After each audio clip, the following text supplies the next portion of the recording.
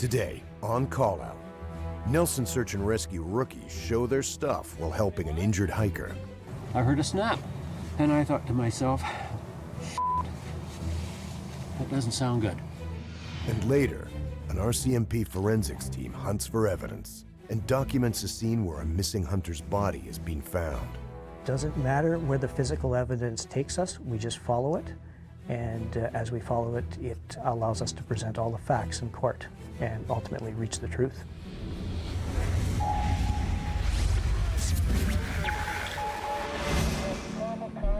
Monday, 9:30 a.m.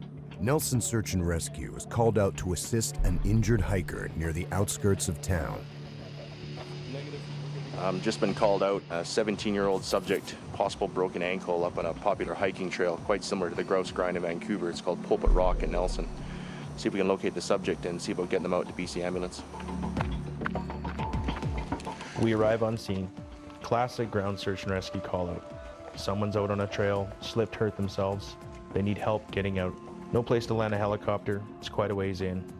You gotta hike all the equipment in, package them, and muscle them out. As with many call-outs, the mission specifics have evolved. The interesting thing about this call, the information we had, a 17-year-old female, 50 meters up the trail, turns out to be a 71-year-old male, 500 meters plus up the trail. Someone gets a cell phone, makes a 911 call. That information passes through several people before it gets to us, the members arriving on scene. That initial information is never the same. It's hard to prepare for these things because you never know what you're going to get when you really get there, so you got to bring it all.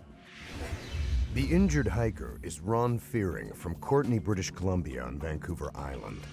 Ron is an avid sportsman, an outdoor enthusiast with extensive hiking experience, including a trek to the base camp at Mount Everest in Nepal.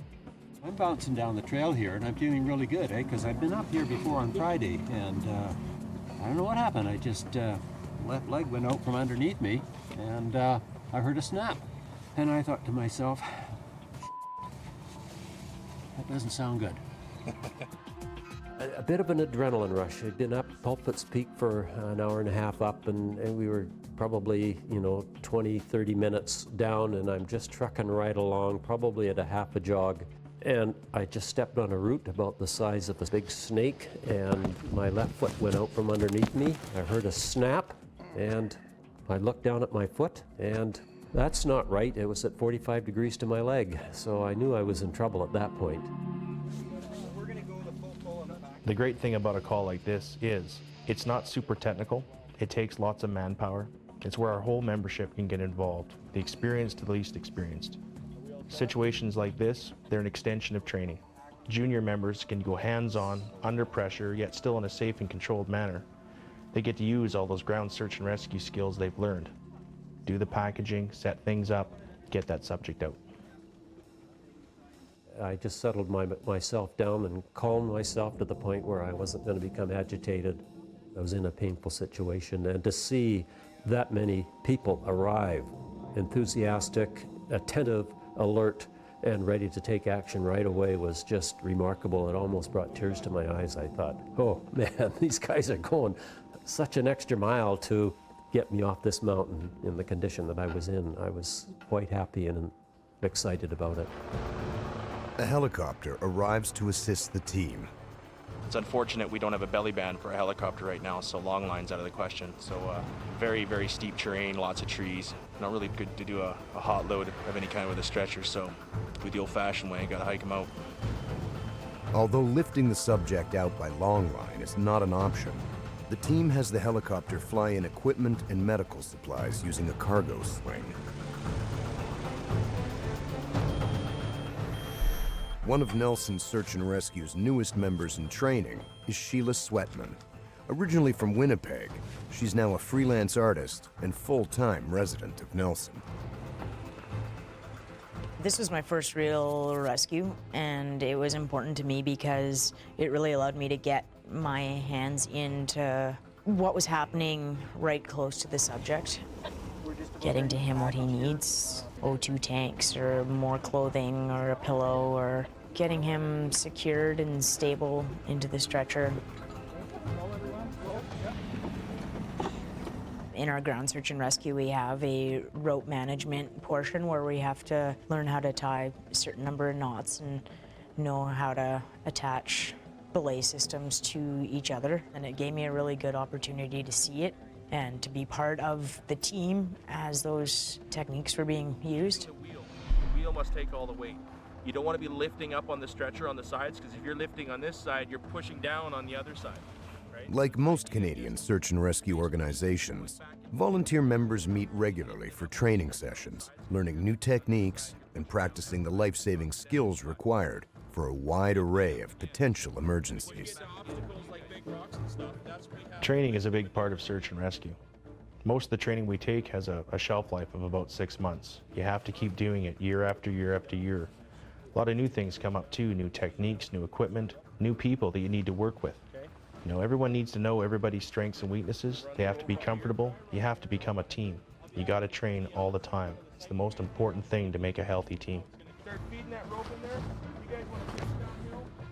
Nelson draws in a lot of people that are really into extreme sports, mountain climbing and backcountry skiing and snowboarding and whitewater.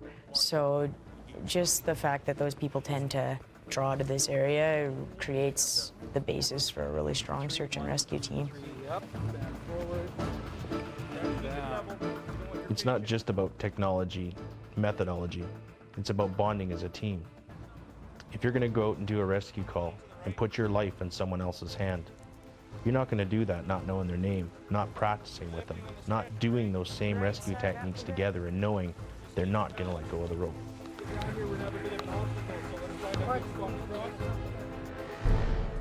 There's a few spots on that trail in particular that we had to lift and get down on rocks, and the trail's tight and there's 5 or 6 of you around the stretcher trying to stabilize it and make sure it doesn't skid away. So you have to be conscious of what's coming up and what you're going over and communicate with the people that you're working with.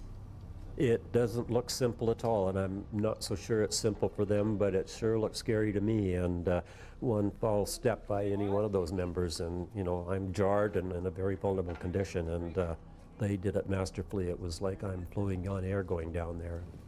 When we're carrying out the subject on the stretcher, you have to be very conscious that he does have a broken leg, and to what extent we don't know. So you always have to assume that it might be worse than it is and constantly monitor your subject. And he was really conscious and able to respond. Sometimes that may not be the case. So you have to be thinking for your subject. You guys are doing great. Yeah, how are You you? guys are doing great. Thank you. How are you doing, guys. Ron? I'm doing good. Thanks, everyone. We got an easy job. Okay, rock up. So our subject's just coming down to the first access road. We're going to load him into the back of a pickup truck to take him down the last little bit here. BC ambulance is waiting just down on the pavement. Should be a pretty quick transfer. With the most challenging portion of the ordeal now behind him, a relieved and very grateful Ron Fearing jokes with his rescuers. Well, guys, I can probably make it from I can probably make it from No, you know what? We want to get paid all the way to the bottom. That's right. Well, search and rescue to me was a thing that I'd never ever thought of. It was just one of those things that I was going too fast, probably, and the thought of that happening just never entered my mind until suddenly I'm down. They did a remarkable job, and I just have to give my thanks, very hearty thanks to those team members, and thank you for volunteering. The part that's exciting to me when I get a call out is not knowing what I'm going to be doing that day. I could be getting into a boat and jumping into a dry suit and rescuing somebody that way, or it could be climbing into a helicopter and going over mountaintops, and it's the adventure part that's exciting to me, and the task itself, exciting to know that somebody needs you and that you're there to help. And with the training that we get, to be the professional that is there to assist, and that part's exciting. Team 1 departing at 11:02, and the helicopter... No SAR mission or training exercise is fully complete without the team regrouping for a debriefing session, where an open discussion helps to perfect their search and rescue skills and techniques for future callouts. Probability detection, term that we've thrown around a lot. I'm intrigued by the training. I'd really like to get involved with the avalanche side of things, get my avalanche 1 and 2 hopefully at some point. I've always had a dream to have a rescue dog, but I don't know if that'll develop. Overall, just basically to enhance my skills in every way. Team's ready to advance? Everybody ready? Ready. Okay, let's go. This was a very successful call. The subject was packaged and removed in a timely fashion, safe and sound to the hospital. Our members in training, like Sheila, out there using the training that they've learned, gaining experience, empowered by helping someone. It's a win-win for everyone. Sunday morning, 11 a.m. Search and rescue teams from Wadena and Saskatoon SAR are called out to search for a lost hunter. This is a recreation. John Doe was reported missing the day before by his hunting partner, who told the police they became separated in the woods and he hasn't seen him since. The search teams have been working the last known location and surrounding area for nearly 4 hours now. Something is spotted in a clearing. The team leader carefully approaches the scene. The subject is not moving. He checks for a pulse. Nothing. Team leader to base. The subject matches the description of the missing hunter and does not appear to be alive. We found extreme evidence. The team leader radios in a report. Code black. Request RCMP, over. Roger that. We'll contact RCMP. Carefully, he moves back, trying to walk out in his previous footsteps in an effort not to disturb the scene. The SAR team will stand by until the police arrive. So you're the team leader of the search and rescue? While the investigator takes the statement from the SAR members, Forensic Identification Services are already on the way. FIS is the CSI of Canada. We follow RCMP Sergeant Kevin Shearer and Constable Tambra Ferguson as they reveal key methods and tools used in a forensic investigation. We don't go to all death scenes. We're called to ones that there's question marks around why this person has suddenly become deceased, and then my unit would be called in to record this as a crime scene.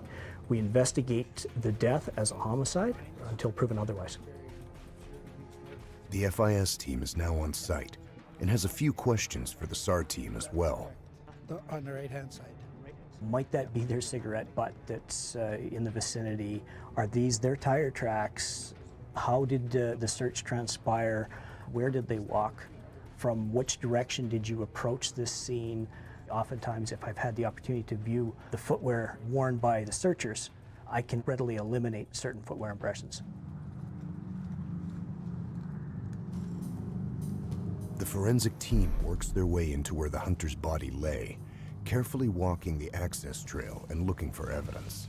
Okay, we got a footwear impression here. Quite a bit of detail in it. They spot a distinct footprint that does not appear to match any of the SAR team members. It's noted for further documentation. Detailed photographs will be taken. Sometimes, the footprint is cast as well. If we have actual three-dimensional cast to compare to the shoe, we may be able to pick up accidental characteristics that our photographs, a two-dimensional medium, would not actually give to us. The team picks their way through the brush. I look at the area around me in a grid, and I make a mental note of what's in that grid. And then I come back to it and I harvest it later. Physical evidence is very fragile. It's not always visible. We try to keep the crime scene as pristine as possible, and we want nothing disturbed because we don't want to contaminate any evidence or destroy any evidence. Having established a safe path around the evidence, the team begins to document the scene, shooting video first and then moving on to still photography. The idea is to give the courtroom viewer a very good understanding of how that scene is laid out. We use photographic linkage, so it's easy to walk the courtroom viewer through the scene, and they're able to maintain their orientation in the scene. a shell casing over there somewhere. The coroner arrives. A coroner must attend to order an autopsy. A suspicious death requires an autopsy. In some cases, we really don't know or have any idea what the cause of death might have been prior to the autopsy. You know, when the body was at the scene because of clothing or whatnot, we may not have been aware that this was a shooting death. And it's the autopsy that tells us what we should be looking for back at the scene. The body is removed. With video and photography of the scene complete, the team now marks each piece of evidence with crime scene placards. They will photograph each item and how it relates to the scene. We don't know what evidence is relevant or what is or is not evidence. Therefore, we err on the side of caution and we take anything that presents a question mark to us. Many times there is an assigned exhibit custodian that's able to track the evidence from the scene right through to the courtroom to maintain its integrity. What story will these cartridges tell? Expended cartridges can be very significant evidence, something that we are always mindful of when we're searching a crime scene. They test to ensure that it's blood on the scene, then gather samples from key areas. We have bloodstain analysts that we can call into a crime scene to analyze the bloodstain patterns. Blood is evidence in itself for the sake of DNA. With all visible physical evidence documented and gathered, the team tapes off the scene. They sweep the area with a metal detector.